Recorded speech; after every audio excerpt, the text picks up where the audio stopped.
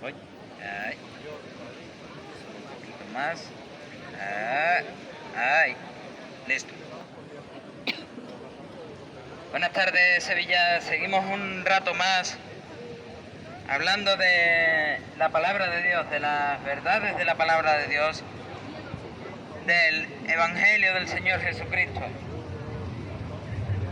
Muchas personas nos escuchan, algunas puede que hayan estado en catequesis en la iglesia, que conozcan algunas de las cosas que hizo Jesús, pero ¿sabéis quién era Jesús? ¿De verdad sabéis quién era Jesús? Pues os lo voy a decir quién era Jesús. Jesús era el que sanó la vista a los ciegos, el que curó a los paralíticos. Jesús era el que curó los flujos de sangre, el que revivió a la hija de Jairo. Jesús era el que alimentó a las multitudes. Jesús era el que perdonó los pecados del paralítico, el que curó al criado del centurión romano. Jesús era el que sacó el demonio del gadareno y de la hija de la mujer sirofenicia. Jesús es todo eso. Jesús es el que sanaba, Jesús es el que salvaba, Jesús es el que perdonaba los pecados, pero también Jesús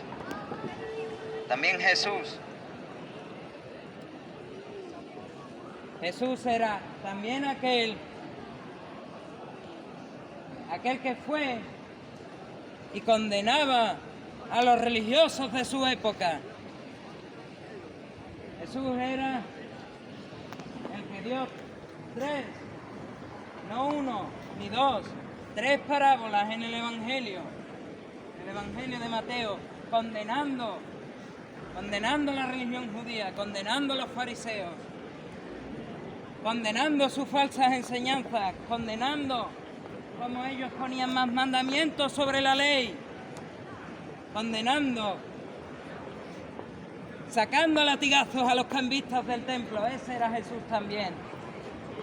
Jesús era el que había sanado, Jesús era el que había salvado, Jesús era el que había enseñado, el que había perdonado los pecados, pero también era el que juzgaba, también era el que aplicaba su justicia, el que aplicaba su santidad, el que aplicaba su ira contra quien tenía que aplicarla. Ese era Jesús. Ese era Jesús. El que aplicaba su ira con quien tenía que aplicar su ira. Ese era Jesús. El que perdonaba los pecados a quien tenía que perdonarle los pecados. Ese era Jesús. El que curaba y alimentaba a quien tenía que alimentar. Ese era Jesús. Todos los milagros que hizo era para demostrar que Él era Dios y para demostrar que cuando Él decía te perdono tus pecados, sus pecados eran perdonados a esa persona a la que le había perdonado los pecados. Pero también te digo, Jesús no solo es ese bonachón que alimentaba a las multitudes, Jesús no solo es ese bonachón que sanaba a los enfermos, Jesús no es ese bonachón que perdonaba los pecados. Jesús también es el que condenaba a los religiosos por sus falsas enseñanzas, por sus malas acciones, por sus pecados contra Dios. Y Él dijo, tras una de sus enseñanzas en el Evangelio de Mateo, capítulo 23, versículo 37 al 39, Jerusalén, Jerusalén, que matas a los profetas y apedreas a los que te son enviados. ¿Cuántas veces quise juntar a tus hijos como las gallinas junta sus polluelos debajo de las alas y no quisiste? He aquí vuestra casa os es dejada desierta, porque os digo que desde ahora no me veréis hasta que digáis, bendito el que viene en el nombre del Señor. Esta misma advertencia del Señor contra los líderes religiosos que habían dejado a Dios, que habían matado y apedreado a los profetas y a los que les eran enviados, esta misma advertencia se aplica a todos aquellos que enseñan unos metros más para atrás. Y la podríamos reformular así: Sevilla, Sevilla, que condenas a mis siervos, los que buscan tu palabra. Amén. O por lo menos los condenabas en una plaza como esta, y que te burlas de los que te son enviados a predicar tu palabra, a predicar la palabra de Dios, a mostrarles cómo se sale del infierno y cómo se obtiene el cielo. ¿Cuántas veces habrá querido el Señor juntar en Sevilla a todos sus hijos, a todos sus escogidos,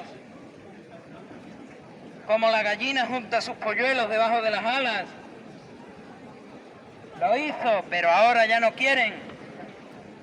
Lo hizo. Tenemos el ejemplo de mis compañeros de antaño.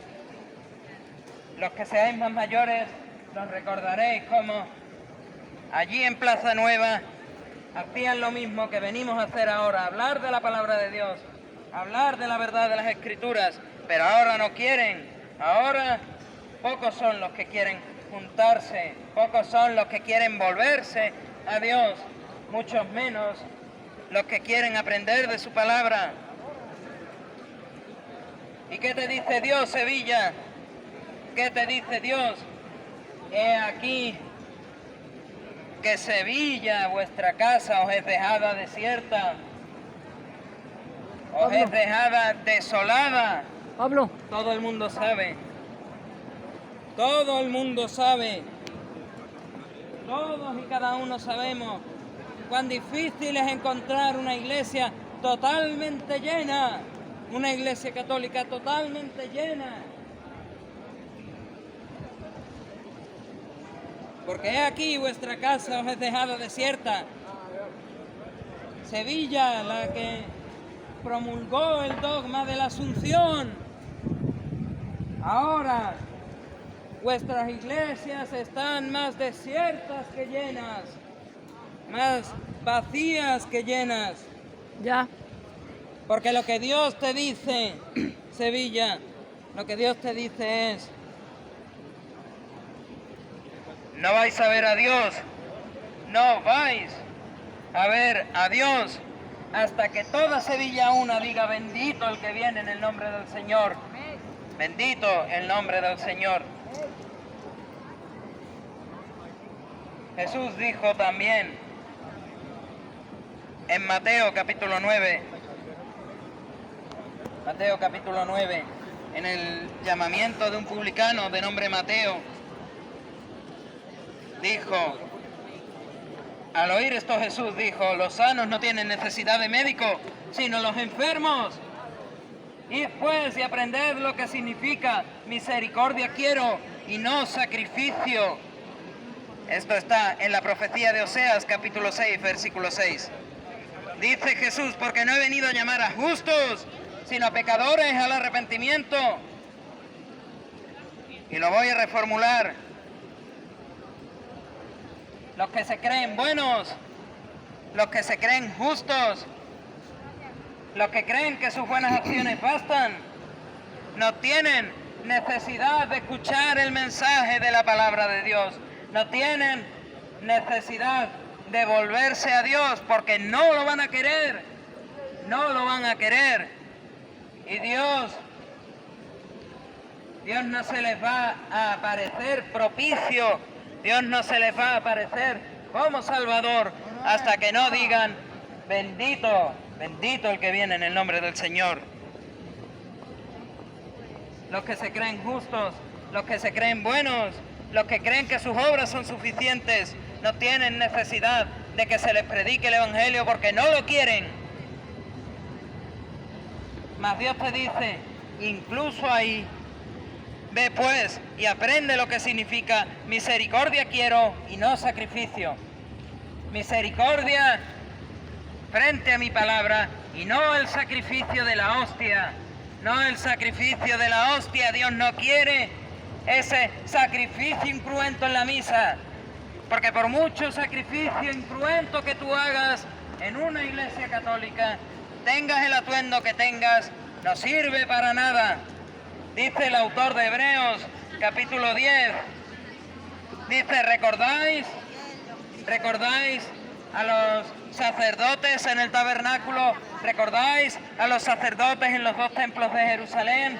¿Recordáis cómo en el día de expiación ofrecían sacrificio por los pecados? ¿Y cómo día tras día estaban ofreciendo sacrificios por los pecados? Dice el autor de Hebreos, quien posiblemente era el apóstol Pablo, todos esos sacrificios que ofrecieron no sirven para nada. Mas dice Pablo, solo hay un sacrificio que valió, solo hay un sacrificio que vale, solo hay un sacrificio que valdrá para perdonar tus pecados. Y es el sacrificio de Cristo Jesús en la cruz del Calvario, querido amigo. Es el sacrificio de Cristo Jesús, quien dice el autor de Hebreos, murió una sola vez, un solo sacrificio y para siempre. Amén. No se necesitan más sacrificios. Amén. Cada vez que se toca la campana y el cura levanta la hostia y la ofrece como sacrificio incruento, es igual que cuando un sacerdote en el tabernáculo, un sacerdote en alguno de los 2 templos de Jerusalén, degollaba un cordero y hacía vertir su sangre. No sirve para perdonar tus pecados. Por lo menos estos sacrificios en el tabernáculo y en los templos de Jerusalén sí servían para borrar momentáneamente el pecado, pero después si volvías a pecar, ese sacrificio no te había quitado nada, no te había quitado ningún pecado. Métetelo en la cabeza, Sevilla, todos los sacrificios, todas las personas que se van de rodillas a Guadalupe, todas las personas, miembros del Opus Dei, que se ponen un cilicio en las piernas y se lo aprietan hasta que sangran, todos esos sacrificios no sirven de nada. Los nazarenos en ciertos lugares de España que se fustigan en la espalda hasta que se arrancan la piel, todos esos sacrificios no sirven de nada. Dios quiere misericordia, no sacrificio. Misericordia con su Hijo, misericordia con su palabra, misericordia con el Evangelio y no el sacrificio. Que aceptes su misericordia y que no quieras ofrecer sacrificios. Que aceptes su misericordia y que no quieras ofrecer tus buenas obras. Aquí mi compañera dijo antes, imaginaos que queréis ir al cielo y que vais a tener una hucha de buenas acciones, de buenas obras. ¿Qué pensáis que haría la gente? Venga, me voy a ir a India, voy a abrir un montón de orfanatos y voy a ir metiendo moneditas de buenas obras en esa hucha. Pero yo te pregunto, ¿cómo tiene que ser esa hucha para que te vayas al cielo? ¿Hasta cuándo es suficiente? Si fuese por tus buenas obras, ¿hasta cuándo es suficiente? Y si terminas de hacer buenas obras, si terminas de meter todas las moneditas de buenas obras y llenar la hucha, ¿significa que ya puedes hacer lo que quieras? ¿Significa que ya puedes pecar como te plazca? No, señores, para nada, señores. Cuando en la Reforma, Juan Tetzel decía, en el momento que la moneda entra en el cofre, un alma se va volando del purgatorio hacia el cielo. Es igual que si tú intentas meter una moneda en la hucha de buenas obras y otra moneda, y otra moneda, y otra moneda, intentando llegar a llenar la hucha de buenas obras para ganarte el cielo. Es exactamente igual. Cuando en los años de jubileo te dicen, vete a una basílica, escucha la misa y después te vas a confesar ante un cura y te regalamos la indulgencia plenaria. ¿Qué locura es esa? Vete a una basílica, escucha la misa, después te confiesas con un cura en tu parroquia y te regalamos el perdón por todos los pecados que vas a cometer. ¿Dónde queda la obra de Cristo entonces? ¿Dónde queda la sangre derramada del Calvario entonces? Amén. Si se dice, bueno, los santos que hacen buenas obras acumulan buenas obras para un tesoro de méritos y después de ahí el Papa puede tomar un poquito, materializarlo en una indulgencia y cobrar dinero para dárselo a alguien. ¿Por qué no lo da gratis? ¿Por qué no lo da gratis? ¿Dónde queda la obra de Cristo, pues? Si el Papa, cobrando o no, podría tomar las buenas obras que sobraron de los que aparentemente la Iglesia llama santos y salvar almas del purgatorio. ¿Por qué no lo da gratis? ¿Y dónde queda entonces la obra de Jesús? ¿Dónde queda entonces la obra de Jesús? Si tú puedes captarte, si tú puedes enorgullecerte, vanagloriarte de decir, me voy a una basílica en un año de jubileo, escucho la misa, después me voy a mi parroquia, me confieso con el sacerdote y perdonado de todos mis pecados.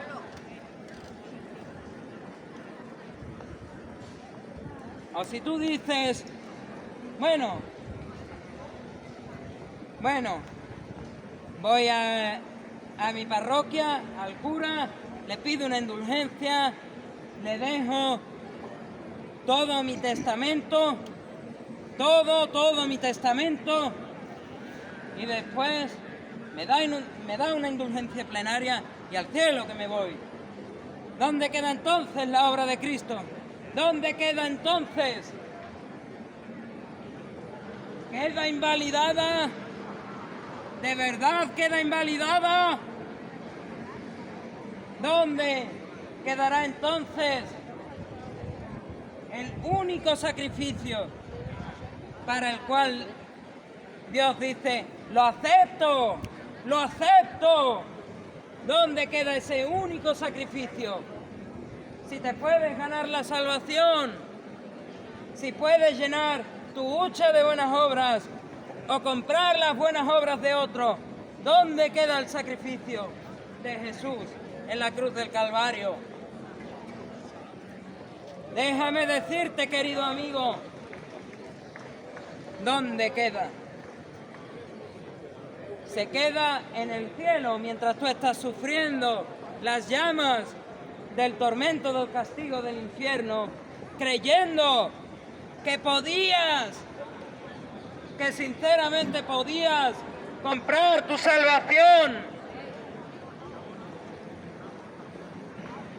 Se queda mirándote desde arriba en el cielo, mientras tú te crees que podías comprar tu salvación, que podías ganarte tú solo tu salvación. Ahí se quedan tus obras.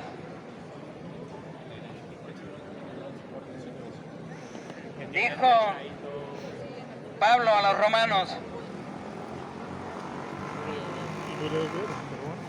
Romanos capítulo 3, versículo 9, porque alguno puede que piense estas palabras, ¿qué pues?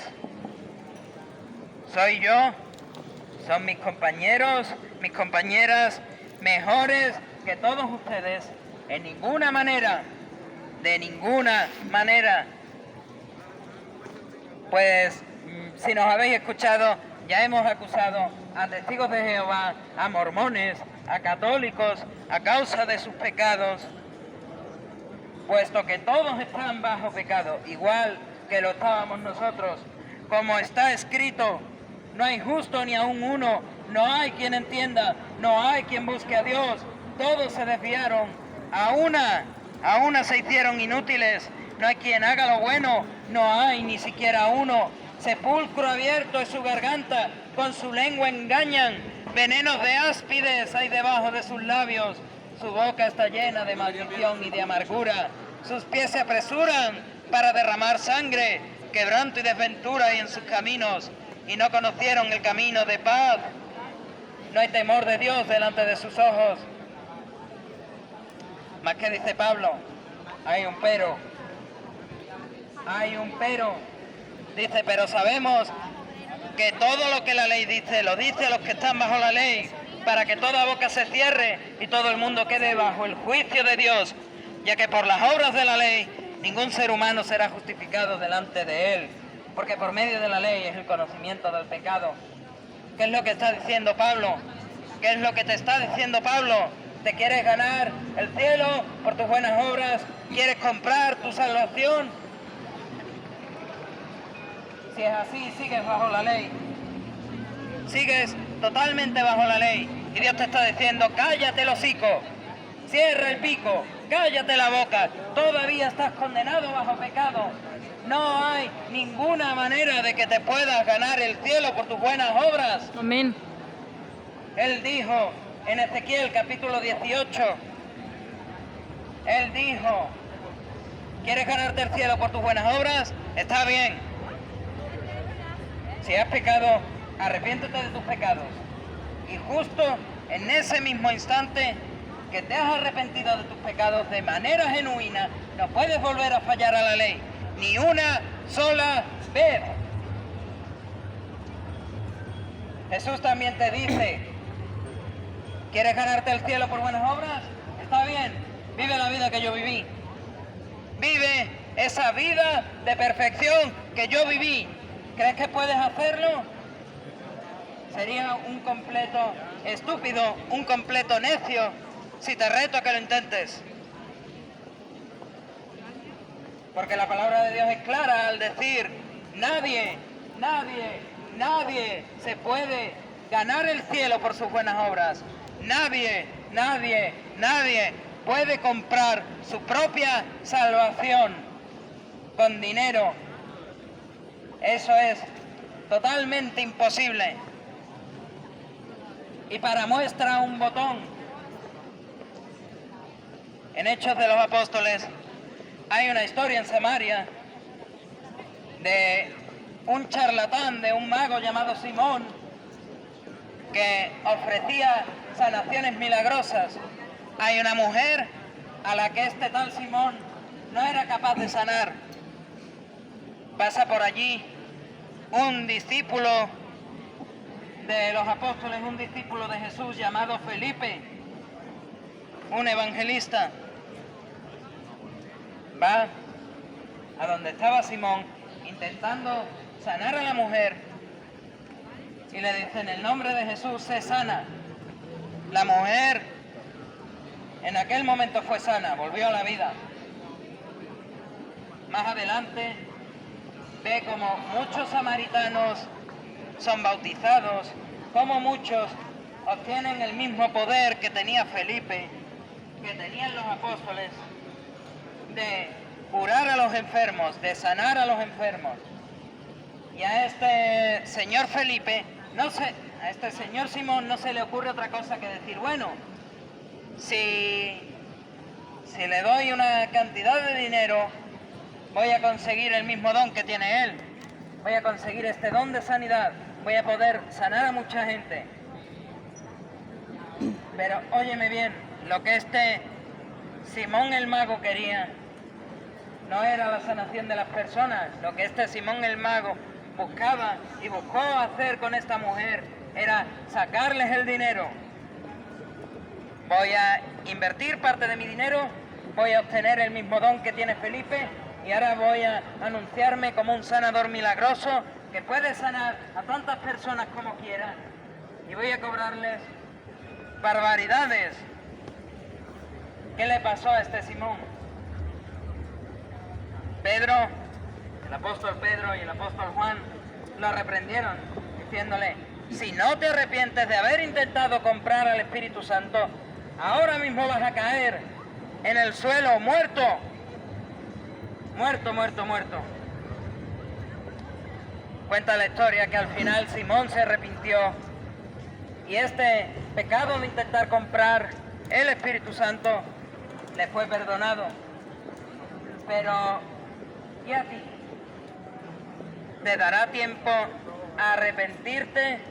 Tú que intentas ganarte la salvación por tus buenas obras, tú que intentas comprar tu salvación, ¿te dará tiempo a arrepentirte como le dieron la oportunidad a Simón el mago? ¿Te dará tiempo a volverte a Dios?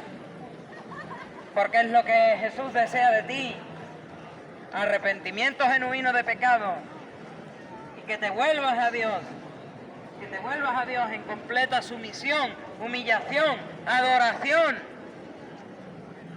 que aprendas de Jesús, Él, quien es el Dios que se encarnó en este mundo, vivió la vida que tú no puedes vivir, vivió esa vida perfecta.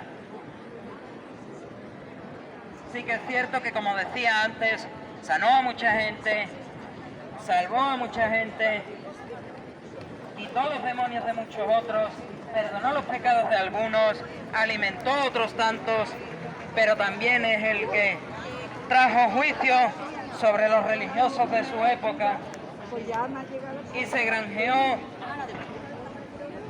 a partes iguales amigos y enemigos. Y los enemigos que se granjeó eran los religiosos de su época, que decían, ¿cómo es este capaz de perdonar pecados si no solo es poder de Dios? Se granjeó unos poderosos enemigos que buscaban a cada segundo tentarle y a ver qué decía, a ver si lo podían acusar con los líderes de los romanos o encontrarle alguna falla en la ley para poder decir, mereces la muerte. ¿Por qué? Porque los estaba dejando en ridículo. Porque lo que estaba haciendo Jesús con los religiosos de su época era decirles, ¿sabéis qué? Toda vuestra religión no sirve para nada.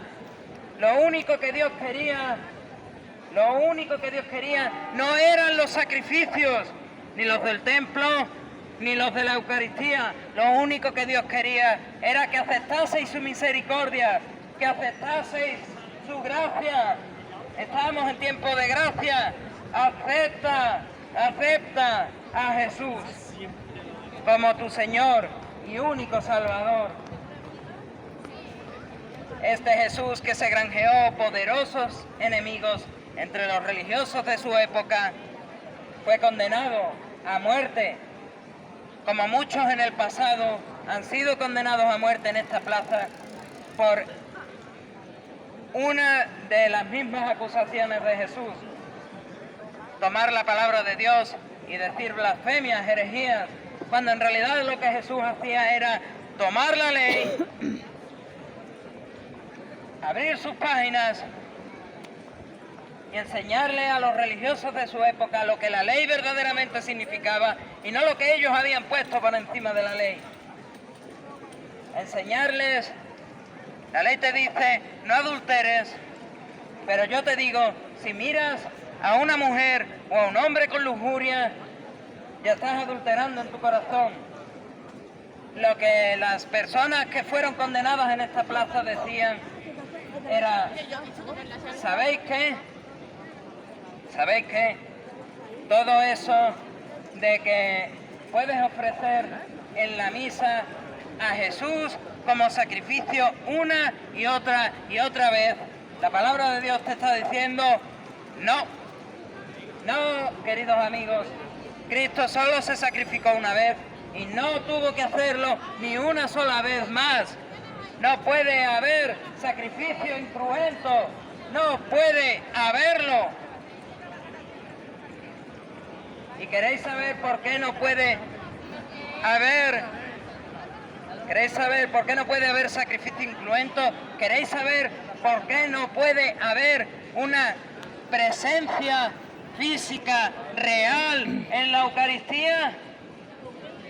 No puede haberla por lo mismo que la cena del Señor está representando la Pascua judía, el cumplimiento de Pesach, como el Cordero de Dios es entregado para salvarte de tu pecado y de tu muerte, y cómo es la sangre de ese Cordero de Dios la que te quita tu pecado.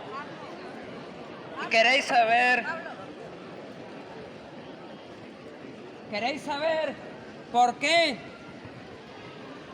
¿Por qué esa hostia no puede tener físicamente a Jesús? ¿Lo queréis saber? Ya. Te lo voy a decir, querido amigo, bien clarito para que no tengas más excusas. Porque una vez escuchas la palabra de Dios y escuchas sus verdades, ya no vuelves a tener más excusas delante de Dios. Si te enfrentas a su presencia y no te has arrepentido, no has puesto tu confianza en Jesús y escuchaste la palabra de Dios, aunque no tenías excusa, ahora tienes menos excusa. ¿Queréis saber por qué la hostia consagrada no puede tener físicamente el cuerpo y la sangre de Jesús? Si la cena del Señor está cumpliendo el sacrificio del Cordero de Pesach en la Pascua judía, ¿cómo? ¿En qué cabeza cabe que tú puedas ser el Cordero y ofrecer el Cordero a la misma vez? ¿Cómo puede ser que el Cordero esté ofreciéndose en el pan como Cordero, mientras está como Cordero partiendo el mismo pan que está ofreciendo? ¿Cómo puede ser que el Cordero que está ofreciendo la copa también sea la copa? No puede ser, porque si los apóstoles comen del pan y beben del vino, lo que están haciendo es llevar a Jesús a la cruz sin un ojo, sin un brazo o sin una pierna, y lo que están haciendo es invalidando el sacrificio levítico, están invalidando el sacrificio del Cordero de la Pascua, que debía de ser perfecto, sin mancha.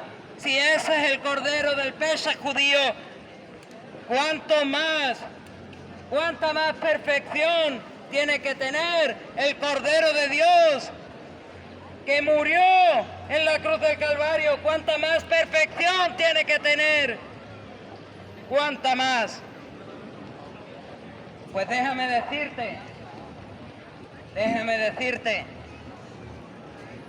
palabras del profeta Nahum contra Israel son estas: estáis ofreciendo corderos lisiados, palomas cojas, estáis ofreciendo carneros ciegos por la expiación del pecado. Y lo que Dios te está diciendo, oh Israel, es que eso está mal. Si eso es lo que Nahum le dijo al pueblo de Israel, ¿qué más te va a decir a ti, oh Sevilla, Dios, cuando ve que en la Eucaristía estás intentando ofrecer físicamente a Jesús otra vez? Estás creyendo que Jesús está físicamente en el pan. ¿Cuánto más te está diciendo Dios que este sacrificio no vale? Que así no vale, que así no te puedes presentar delante de Dios. Sevilla, parece que no, tú crees que no, pero Dios está preparando juicio.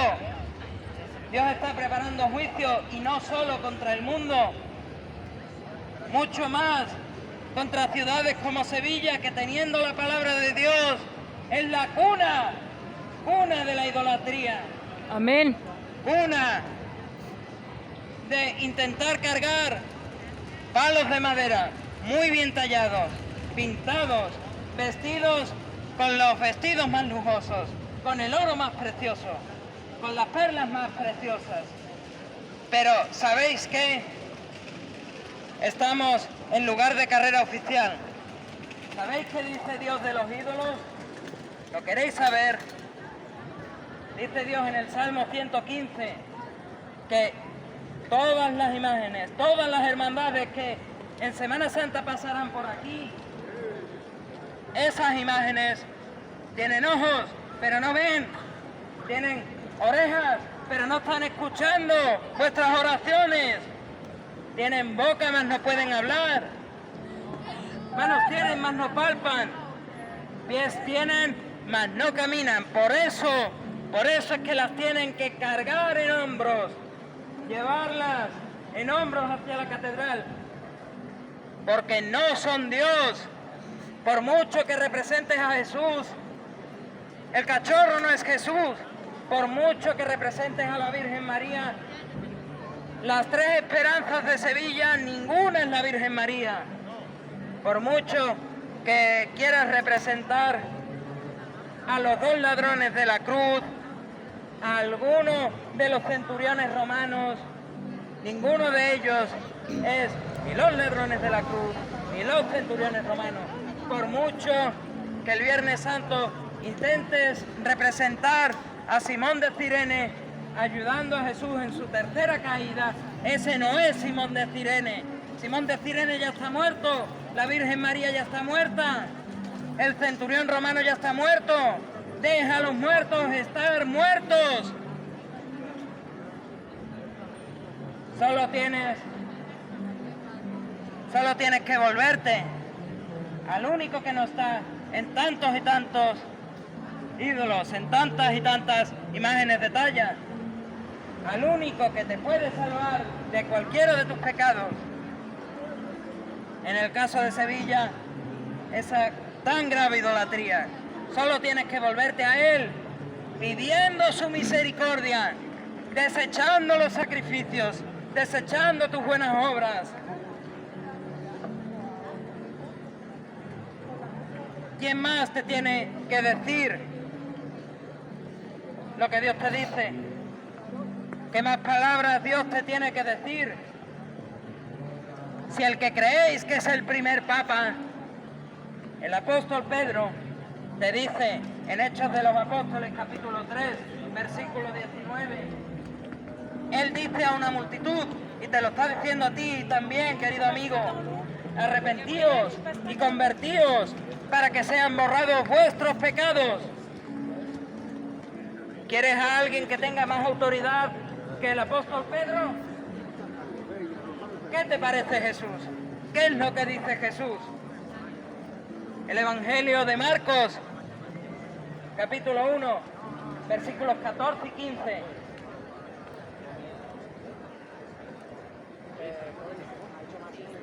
Marcos, capítulo 1, versículos 14 y 15, en especial el 15. Después de que Juan fue encarcelado, Jesús vino a Galilea predicando el Evangelio del reino de Dios, igual que hacemos nosotros. Y él decía, igual que decimos nosotros, el tiempo se ha cumplido y el reino de Dios se ha acercado. Arrepentíos y creed en el Evangelio. ¿Cuál es este Evangelio? ¿Cuál es esta palabra de la cruz? Que a alguno parecerá locura, pero que Dios dice es poder de Dios para salvación a todo aquel que cree. ¿Cuál es este Evangelio? Este Evangelio es, ¿sabéis qué? Todas vuestras buenas obras, todos vuestros intentos de acercaros a Dios como os da la gana, a vuestra manera, no sirven para nada. Os granjean la condenación eterna en el infierno y necesitáis, Sevilla, oye bien, necesitáis de un Salvador. Este Salvador es Cristo Jesús, el Dios que se encarnó. Él ha vivido la vida perfecta que Dios demanda de ti, que Dios demandaba de mí, que Dios demandaba de ella. Él ha vivido esa vida perfecta. Después de 33 años y medio, Él fue llevado a la cruz del Calvario murió de manera humillante, fue sepultado y al tercer día Él ha resucitado, la tumba está vacía. El Evangelio te dice: eres pecador, has fallado a Dios, necesitas de un Salvador. Este Salvador ya ha venido, ha vivido la vida que tú no puedes vivir, ha muerto por ti y ha resucitado por ti. Él ha sido hecho no como el sacrificio incruento de la misa, Él ha sido hecho el sacrificio que demanda la ley de Moisés. Él te está llamando en el camino para arrancarte de las llamas del infierno y para llevarte al cielo. ¿Lo quieres o no lo quieres? ¿Te vuelves a Él o no te vuelves a Él? Porque Sevilla, déjame decirte, no tenías excusa antes de oír este mensaje. Y menos excusa vas a tener ahora que lo has oído. Dios te podía tener misericordia y te va a seguir teniendo misericordia. Pero solo hasta que te mueras o solo hasta que Él venga. ¿A qué esperas, Sevilla? ¿A qué estás esperando para volverte a Dios? ¿A qué estás esperando para arrepentirte de tu pecado? Querido amigo que nos escuchas, ¿a qué estás esperando? Dios te está diciendo, tu pecado te hace merecer una eternidad. Métetelo en la cabeza, es una eternidad, es para siempre, una eternidad en condenación, en juicio, bajo la ira y el fuego consumidor de Dios en el infierno. ¿Por qué? Simplemente porque Dios es santo. Dios es santo, no puede tolerar el pecado en su presencia y Dios es justo. Y como no puede tolerar el pecado en su presencia y Él es justo, ese pecado no se puede quedar sin castigo. Pero como Dios es amor, misericordia y bondad, Él te está diciendo, Sevilla, te mereces el infierno, te mereces el castigo por tus pecados, pero no importa, te voy a dar un sustituto, te voy a dar un sacrificio, te voy a dar una oportunidad de que puedas venirte conmigo al cielo, de que puedas presentarte en mi santa presencia sin temor, sin miedo. Este sacrificio es Jesucristo de Nazaret. Te voy a dar un sacrificio que ha vivido la vida que tú no puedes vivir, que aunque te diesen miles de vidas, jamás podrías vivir. Te voy a dar un sacrificio que después de vivir esta vida perfecta, va a morir en la cruz del Calvario, va a ser sepultado y va a resucitar al tercer día y va a dejar esa tumba vacía. Verdaderamente va a dejar esa tumba vacía. ¿No me crees? ¿Crees que todo esto de la resurrección es un cuentito de viejas? No necesitas creerme a mí. Tres historiadores y ninguno de ellos era creyente, ninguno de ellos era cristiano. Dicen lo mismo que estamos diciendo hoy aquí. Plinio el joven, Tácito y Flavio Josefo, uno romano, dos judíos. ¿Y qué es lo que ellos decían? Hay en tiempos del emperador Tiberio, cuando Poncio Pilato gobernaba sobre Judea, un señor de nombre Jesús, a quien llamaban el Cristo, que murió en una cruz y que al tercer día resucitó. ¿No me quieres creer de que Jesús resucitó? Créele a ellos. ¿No me quieres creer de que Jesús resucitó? Léelo por ti mismo en los evangelios. ¿No me quieres creer de que Jesús resucitó? Sigue con tu vida. Muérete y vete al infierno. Parece demasiado exagerado, demasiado fuerte, pero es la realidad.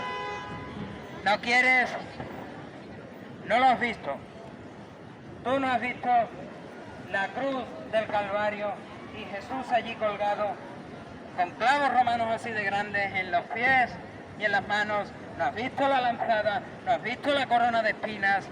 ¿No has visto los latigazos romanos que arrancaron su carne? ¿No lo has visto en el Getsemaní sudar sangre por ti, querido amigo? ¿No lo has visto? ¿No lo has visto entrar en la sepultura y salir al tercer día, dejar la tumba vacía? ¿No lo has visto? Yo tampoco lo he visto. Yo tampoco lo he visto. Pero no necesitas verlo. Dios le dijo a Tomás, y es importante que lo entiendas. Bienaventurado, más que bendecido por Dios eres. Si tú que no viste la crucifixión, si tú que no viste la sepultura, si tú que no viste la resurrección, crees en estos eventos como si fuesen hechos reales, hechos históricos, que pasaron tal cual se narran en los evangelios. ¿No me crees a mí? ¿No crees que lo que estoy diciendo es verdad? Créele a Dios y a su palabra. Ya lo he dicho y lo vuelvo a repetir. ¿Te quieres ganar el cielo? No confíes en tus buenas obras. No confíes en que un cura te perdone los pecados. No confíes en el sacrificio incruento de la misa. No confíes en eso, Señor. Amigo que escuchas, no confíes en nada de eso. Los fariseos, los líderes religiosos de los tiempos de Jesús confiaban en eso y fueron reprendidos por Jesús. Sevilla, tus líderes religiosos puede que confíen en sus buenas obras, puede que confíen en confesarse los pecados delante de otro sacerdote, puede que confíen en el sacrificio incruento de la misa, pero eso no te va a salvar, eso no te va a quitar tus pecados, esos sacrificios no valen, así no se presenta uno delante de Dios. Lo único que uno puede hacer para presentarte delante de Dios sin que le tiemblen las piernas, sin que sepa que le espera una condenación, es ahora mismo, en vida, mientras aún estás vivo, bajar tu rodilla hacia el suelo, arrodillarte y pedirle perdón a ese Rey de Reyes y Señor de Señores que vivió la vida que tú no puedes vivir, que murió en esa cruz del Calvario, que derramó su sangre por todo el monte, que fue sepultado y que resucitó, y arrepentirte de tus pecados. Es lo único, si es que puedes hacer algo, si de verdad es que por tu cuenta puedes hacer algo, es lo único que Dios te demanda. Arrepiéntete de tus pecados, humíllate ante el Rey, cree que ese Rey murió por ti, fue sepultado y resucitó al tercer día. Nuestra predicación, todo lo que digamos, no sirve de nada si ese Rey de Reyes y Señor de Señores no ha resucitado. Y si Él no ha resucitado, ¿queréis saber qué? Estamos en serios problemas, todos, y yo el primero, porque si Jesús no ha resucitado, yo estoy condenado por mis pecados, tú estás condenado por tus pecados, todos estamos condenados por nuestros pecados, si es que Jesús no ha resucitado. Pero déjame decirte, si Jesús ha resucitado, ¿qué más quieres? ¿Qué más necesitas? ¿Qué se te tiene que decir para que lo entiendas? Arrepiéntete de una vez de tus pecados y confía con todo tu corazón, con toda tu alma, con toda tu mente, que Jesús es el que murió en esa cruz del Calvario, el que se sacrificó una sola vez por ti, una sola vez y para siempre. Él es el que entró en la tumba de José de Arimatea y Él es el único que ha dejado la tumba vacía. ¿Qué más necesitas, Sevilla? ¿Qué más necesitas? Todavía te late el corazón. Esta mañana has abierto los ojos. Todavía está entrando aire en tus pulmones. Busca a Dios mientras aún pueda ser hallado. ¿Crees que eres sano? el primer paso para sanarte de un cáncer, el primer paso para sanarte de un resfriado es entender que no estás sano, que tienes un cáncer, que tienes un resfriado. Pues el primer paso para siquiera poder ir al cielo es entender que no eres justo, que eres un pecador, igual que lo era yo. Ese es el primer paso, lo tienes que entender. Tienes que entender que eres un pecador, te tiene que doler ese pecado, te tienes que arrepentir de ese pecado y volverte a la cruz. Confía y confiesa y ten toda tu fe puesta en el que se clavó en esa cruz, en el que habitó la tumba de José de Arimatea y resucitó al tercer día. Y lo que Dios te va a dar no es la condenación que todos merecíamos, sino la vida eterna en el cielo que nadie merece. A Él sea la gloria y la honra. Amén.